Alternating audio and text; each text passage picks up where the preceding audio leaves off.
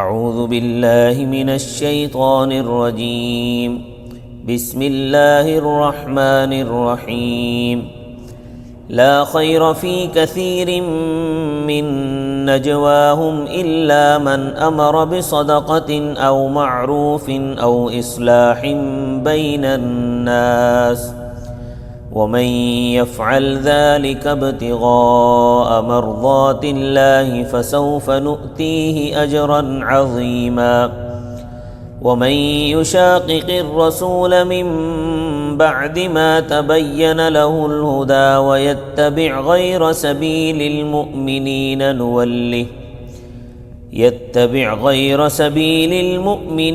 نوله ما تولى ونصله جهنم وساءت مصيرا صدق اللہ العظیم۔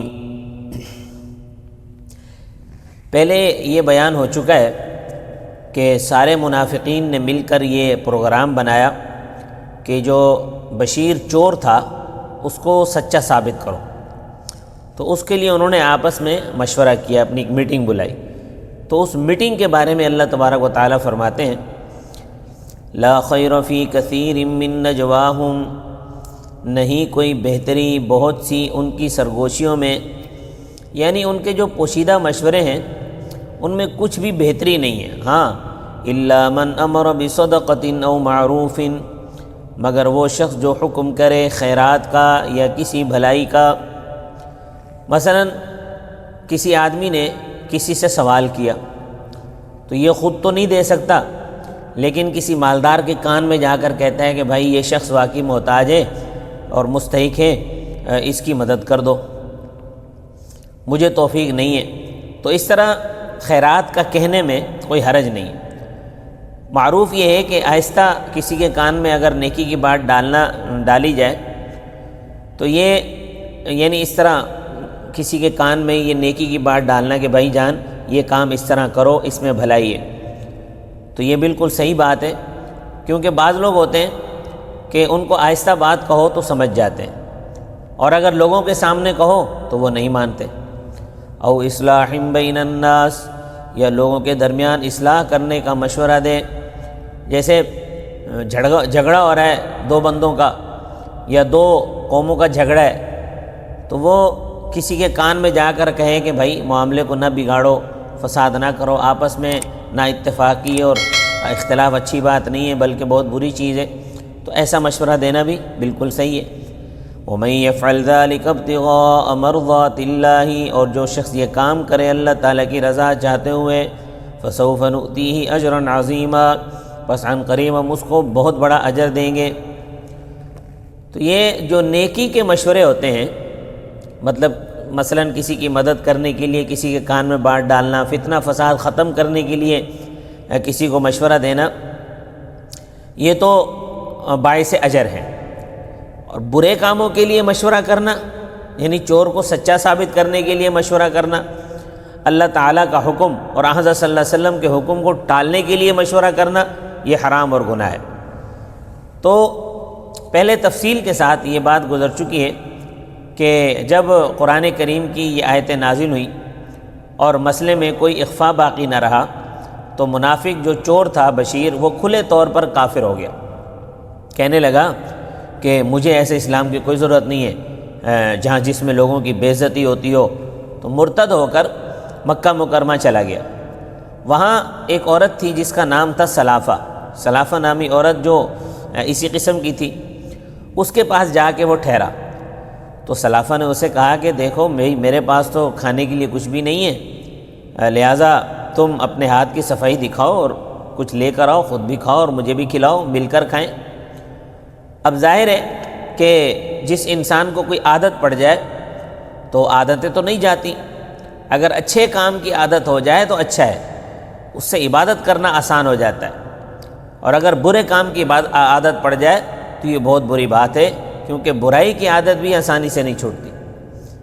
تو یہ جو بشیر چور تھا، مکہ مکرمہ میں اس نے جا کر ایک گھر میں نقب لگائی، نقب زنی کی، تو نقب زنی اس وقت دیواریں تو کچی ہوتی تھی، مکان سارے کچے ہوتے تھے، وہ دیوار اس چور کے اوپر گری اور یہ اس کے نیچے آ کر دب کر مر گیا اور ایمان والوں سے جدا ہو گیا، خس کم جہاں پاک۔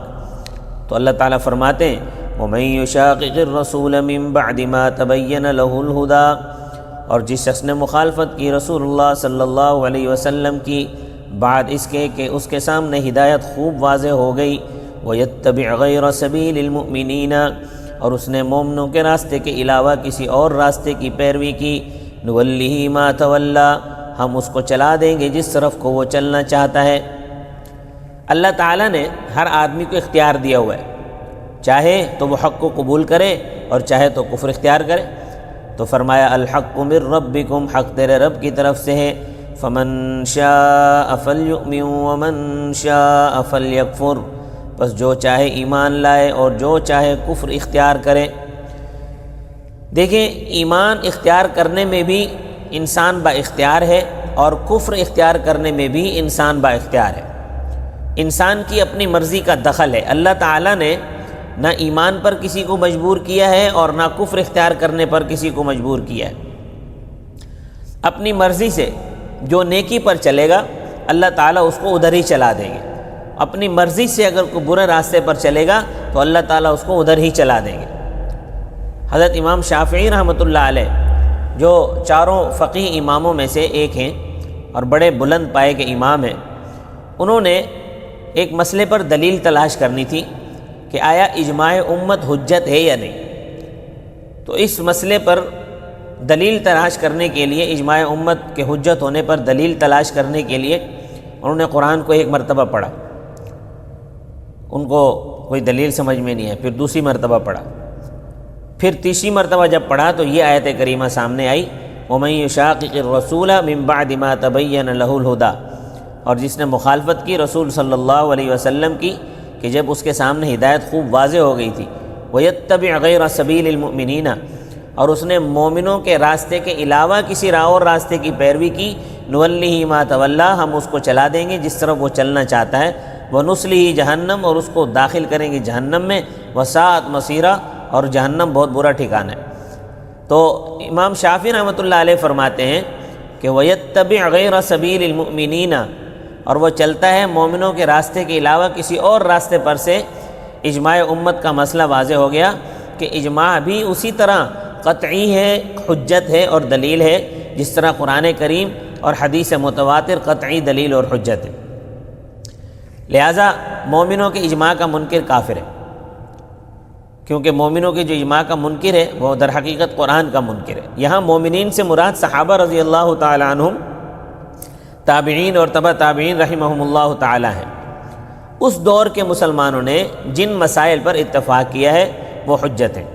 لہٰذا ان کا راستہ چھوڑ کر اگر کوئی دوسرے راستے پر رہے گا تو اللہ تعالیٰ فرماتے ہیں وَنُصْلِهِ جہنم، اور داخل کریں گے ہم اس کو دوزخ میں، کیونکہ نجات کا راستہ تو وہ ہے جو اللہ تعالیٰ کے پیغمبر صلی اللہ علیہ وسلم نے بیان کیا اور ایمان والے اس پر چلے۔ وَسَاءَتْ مَصِيرًا، اور دوزخ بہت برا ٹھکانہ ہے، دوزخ بہت برا ٹھکانہ ہے۔ اللہ تبارک و تعالیٰ اپنے فضل و کرم سے ہر مسلمان مرد و عورت کو دوزخ سے بچائے اور اس سے محفوظ رکھے، آمین۔ وما علینا الا البلاغ المبین۔